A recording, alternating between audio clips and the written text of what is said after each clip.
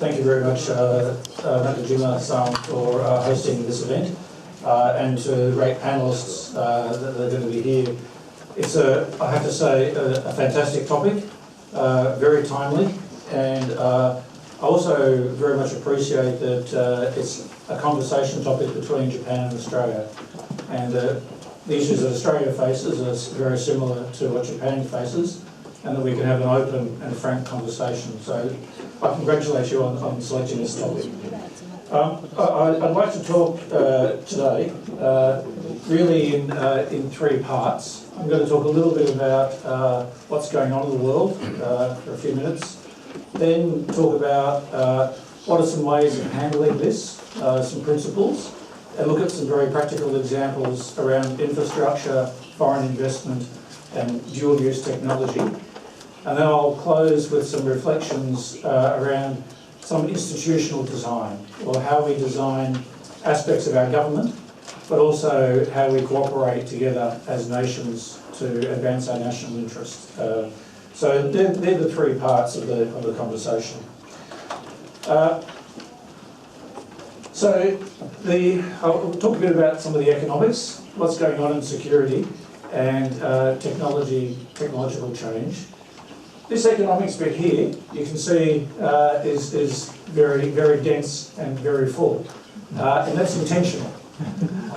The point here is that while the forecast for global growth is around 3.5% over the next several years, all the analysis points to this being actually a very difficult outlook, that the risks are almost all negative, that the risks to global growth are big, and that the risks to global growth are correlated or connected. So if something goes wrong in one area, it's likely to go wrong in the other areas. And that's a big bunch of things that could go wrong.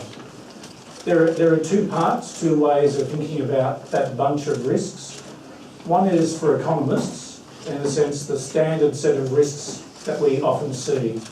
So in this case, excess debt, weak balance sheets in government, corporate and household sectors and financial sectors, growing financial risks in the financial sector, the normal risks of development that happen, that friction in markets that happens with economic development, and some currency and trade wars, which are classic interactions.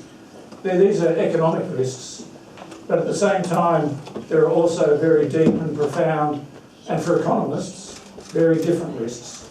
And these risks really concern some of the political environment and some of the security environment. The way I'd characterise it is we're going much more into a world where we have populist, nationalist policy making, winner takes all nationalism, and maybe you can call that nationalist multipolarity, that there are different countries that matter, and some of the big ones that really matter are quite nationalist now. Everyone from the United States, China, India, Russia, to also increasingly the UK, Italy, Mexico, Brazil. So they're all G20 countries. So more nationalism. We're moving into a world where the relationship between the United States and China, which are probably the two countries that matter the most to Japan and to Australia, are moving into a position of strategic competition. So the nature of that relationship has changed, and that matters very much for countries like ours. Also, more moving away from international frameworks and institutions, and that move is led by the United States. And that's a profound and profoundly disturbing shift that we haven't seen before, where the defender, frankly, of international institutions and frameworks is now one of its most aggressive and vigorous attackers. So that's the economics. I might just finish there with the G20, because I was G20 Sherpa for a number of years. G20 is not what it was in 2008, where we had some issues and the political desire to come together, to find compromise, to act was very strong. And the world we face now has profound economic challenges, very similar, frankly, to 2007, 2008 in their depth, but we don't have the same political will to deal with that. So that's economics, and that's not a nice story. In fact, you can see messy. The only Japanese word I'll use for you today is machacha. So it's particularly machacha.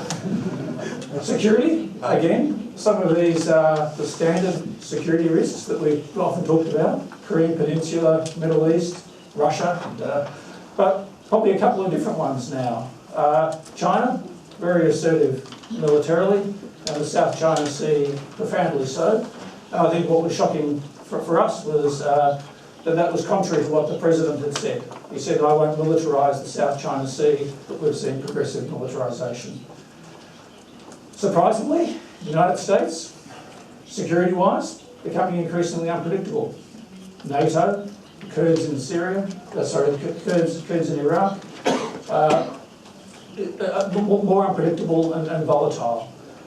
And the third bit, that's probably a bit different from the past, is around cyber. So cyber attacks or intrusions, much more extensive, much more aggressive than they used to be. So cyber is, in a sense, a frontier. Economics and security. Well, what's some really, where does this all come together? Often in technology, especially the importance of digital and data. Digital and data is profound for our economies. It's changing the way markets work, the way institutions work. It's potentially giving great power to people, so it can be very good for inclusive economic growth, but radically transformative in markets and across the economy. But it also creates a vulnerability through cyber attack by malicious state or non-state actors. So it's one of those connectors between the economic and security worlds. But again, I'll come back to this, it's profound in its importance for economic growth and development, especially for productivity. Then the last point I want to make before I go on to the next part is how we frame the problem really does matter. For countries like Japan and Australia, where the relationship with the United States and China really matters, sometimes people come to us and say they frame this problem of you have to choose between your security and between your prosperity, between your economics. And I hope what you'll get from here is that I think that's a profoundly dangerous way of trying to frame the problem. It's an oversimplification. Of course, there are elements of truth because there are security challenges and there are economic challenges that we face, but framing them in a binary, exclusive manner does not help. And it doesn't help for two reasons. It dramatically oversimplifies the problem. Of course, we've talked about here that China is assertive militarily, it's aggressive in cyber, and sometimes it uses language and political style it's hard for us in Japan and Australia to understand. It doesn't resonate with the way we talk about our politics. But it's also a profoundly important economy. It is itself a source of innovation and ideas and change. It does stick by the rules, international rules and norms in many aspects, not all, but many. And it's a country that for us, in both of our countries, simply can't ignore. The idea that China will go away is ludicrous. We're in the Asian region. We have to live with China and engage with China. Then for the United States is the preeminent military power in the world. It's a fantastic source of innovation, growth, and ideas. But it's also one that more recently is undermining some of our international frameworks. It rubbishes the WTO and UNFCCC, and it's becoming increasingly unpredictable. So it's not a place where you put all your eggs in that basket, or can have over-reliance on that system. So we're really at a profound juncture. And the other reason why this binary choice doesn't make sense is that as soon as you say economics and prosperity are completely binary, then you move to the corner, or what economists will call the corner solution. you're avoiding finding compromise, you're avoiding finding ways of bringing things together, and frankly, it's a very poor risk management strategy, which is what I'll go through now. So I'm going to be very direct, and I look forward to some of the discussion around this. So I'd like to talk now about some principles and strategies of how do we deal with this. And I think two principles are very important. We should always come back to what's in our national interest. Always refer it back to the national interest. And the national interest has three really important components. It is security, it is prosperity, but it's also social well-being or cohesion or the harmony in our societies. Those things are the real defining points of the national interest. And we've got to come back all the time thinking of, when we're thinking about a particular problem or proposition, how does it address not just the security issue, but also this prosperity issue? And how do we then think also about what it means for our social well-being, what we are as a society, what our values are, what sort of people we want to be. So coming back all the time to that. That's very important, because too much of the debate is just focused on one of those and sees it again as binary, not looking for how do we look at this composite. It's also that sometimes the solutions to dealing with a risk may be found in one of the other domains, and I'm going to talk about that. That is that if we've got a security issue, a security problem, sometimes our normal way of dealing with economic problems, which tend to focus on governance, good markets, regulation, can help us to deal with the risk that may exist in the security domain. And it's also that the nature of our relationships, what sort of society we are, also matters to that area. The other is that we tend to talk about security as a public good, so security and defence is something provided by the state. But we also then need to think that the mitigations, if you're thinking about risks and how to mitigate a risk, that doesn't have to be provided by the state. But often the most effective risk mitigation strategies will be what businesses may be doing, or what parts of society, part of our community are doing. And frankly, a lot of the risk mitigation is on strengthening the role of business, strengthening the nature of our social community interaction. And that again goes back to institutions, laws, frameworks and governance. So it's the idea again, public good, defence and security is a public good, but the mitigations don't have to be all done by government. Frankly, they're often much more effective when they're embedded deeply in the behaviour and preferences of business and of people. I'd also just highlight here, again, with the social wellbeing, we do tend to frame the debate between economics and prosperity, and the social dimension is really important. And we go back again to the nature of people-to-people links and how that helps. So when there's a strong relationship between people, frankly, that also mitigates extreme and harsher action by government. I'd also say for a country like Australia, which is a heavily immigrant country, that if you start talking about particular parts of the population being a threat, being a problem, then you've already immediately caused the social alienation and you've exacerbated, you've made worse the problem. So for a country like Australia, where 5% of our population is Chinese Australian, 1.2 million, as soon as you talk about China, China, China as the threat, as the problem, instinctively people see Chinese Australians, see them as being the problem. And you've immediately made it harder to protect yourself against actions by the Chinese government. You also then, you can use Chinese Australians who feel engaged and participate as part of mitigating some of those risks. So national interest has three components. Think about what the risks are and how to find a way to mitigate them. So it's all about risk analysis and it's about practical risk mitigation. So let's go through a couple of examples. Infrastructure, foreign investment, which is more generally the role of the firm, and then dual-use technology. On to infrastructure, again, talk about across Asia, what the infrastructure needs of developing Asia and developed Asia are, and they're mammoth. You've got a paper, so you go through, you will get a paper, some numbers around that. But everyone knows just how big the infrastructure needs of developed and developing emerging Asia are. And they're very strong in my own country.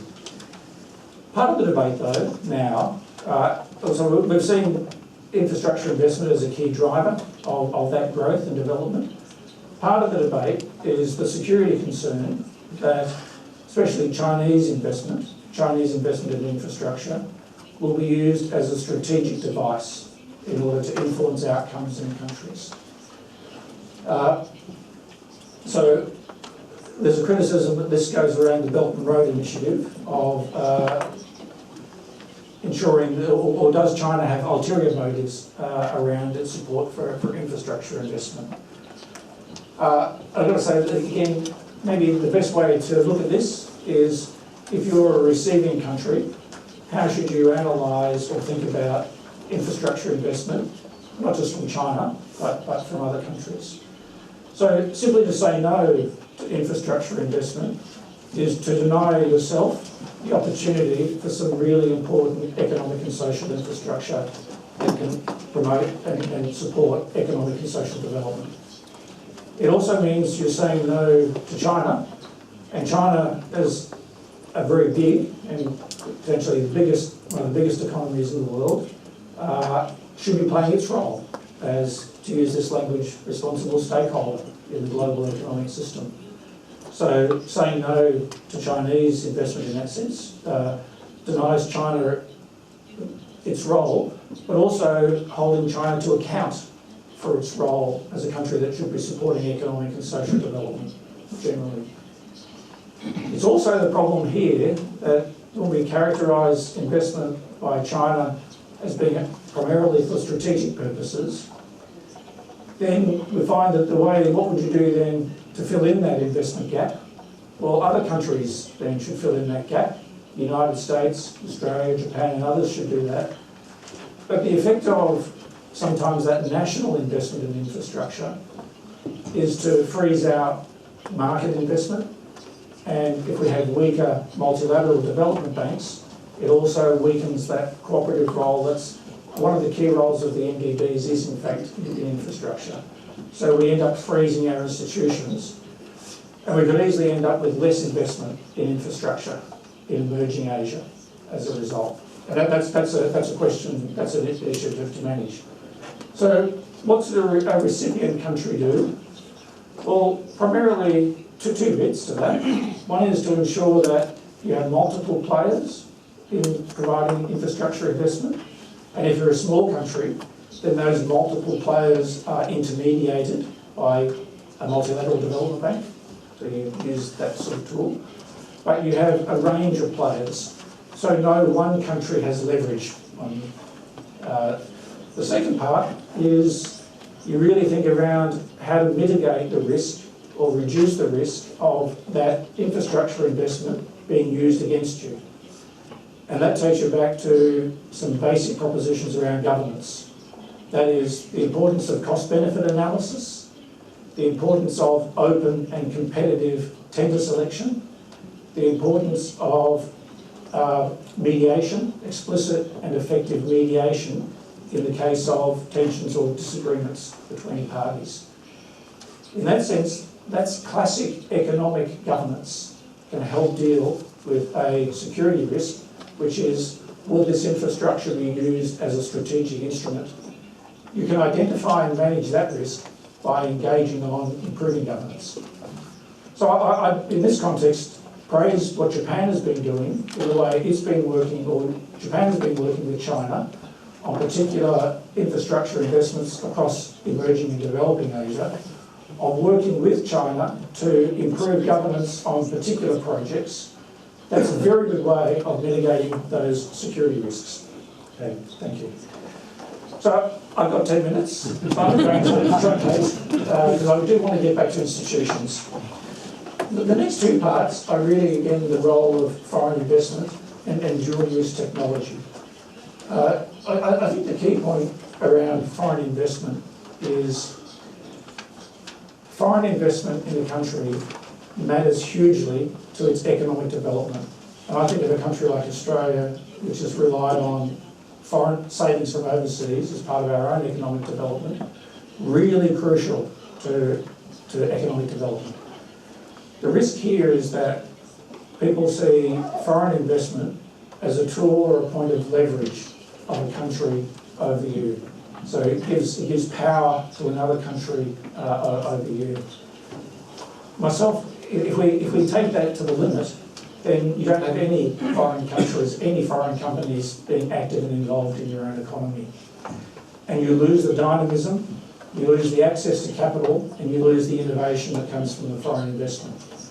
So there's an enormous amount at stake in investment if you close off foreign investment. The thing is to identify where the risks are and how to manage them. If the risks come from foreign ownership, one thing that we've learned very much is that actually foreign ownership gives that country a real interest in your economy working well and that company, that investment working well. I'll take an example, a recent example for Australia, which was around live cattle exports to Indonesia. So Australia sells a lot of cattle, live cattle, to Indonesia.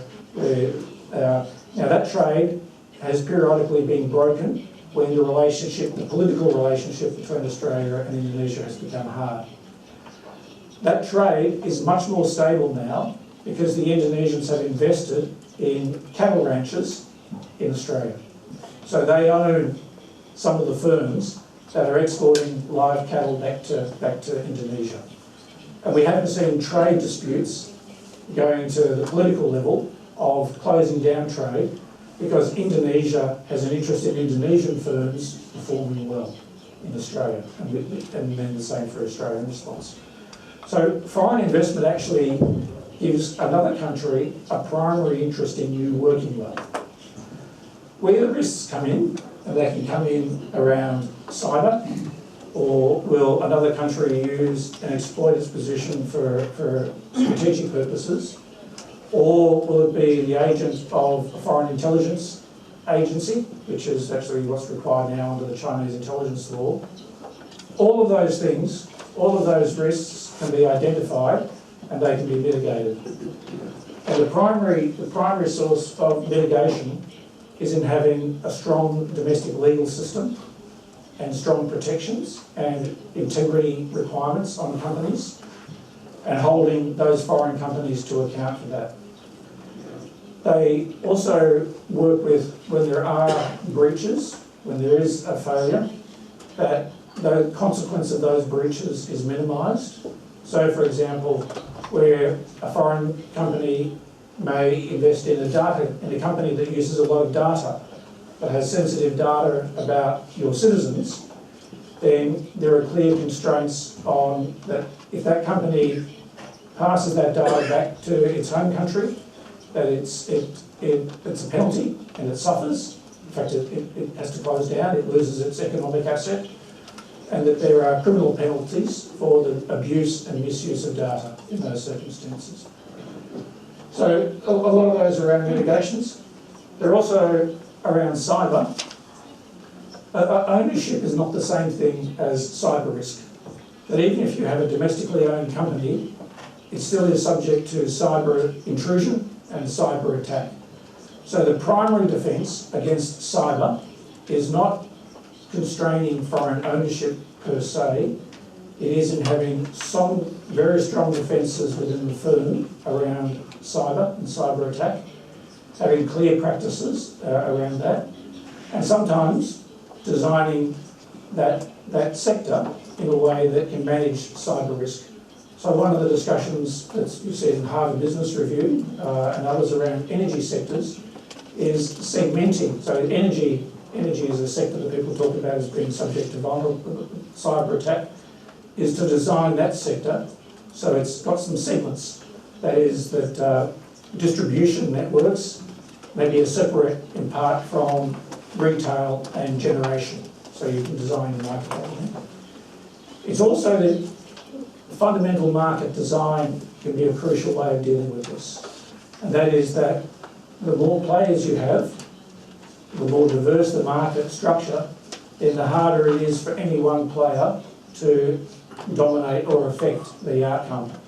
We're very used in economics to saying reducing people's market power, but also having a more diverse market and having a diversified market is a way of mitigating the security risk, because the security vulnerability attached to that firm is reduced when you have many players in the market rather than one. You can see the last point I had down here was around dual use technology. And again, the crucial point there is that we've always had dual use. Knives, ships, jet engines were all both military and business and household uses. The key point around that is around dual use is protect very carefully the defence and security dimension of the technology around, so the defence application or the intelligence application of AI, machine learning, but allow general access to AI and machine learning, because that is so fundamental, so important to innovation and growth. And innovation, productivity growth is really where the economic story is. So for prosperity, it matters hugely. Also, continue to compete for the lead. Always compete for the lead. So, do I have two or two? So let me... Three? Oh, very good. Let me finish off with something about talking about institutions. This goes very much to how do we think around, how do we design our own government systems to deal with this issue of prosperity, security, social well-being, and then what do we do together around it? Had a lot of conversation in Australia around institutional design, and probably, these are my thoughts, and they're also in the public service review done for the Prime Minister. So they're not government views, these are my views. It matters very much how your cabinet talks about this issue. We both have cabinet systems of government. We have subcommittees or committees of cabinet. If you talk about these issues, dual use, foreign investment, infrastructure, how do you think about economics and security, only in the Security Committee of Cabinet, then you have the security voice on that. You don't really have the voice about where does your prosperity lie, how do you deal with social harmony at that table. So we've traditionally segmented these things, seen them as separable.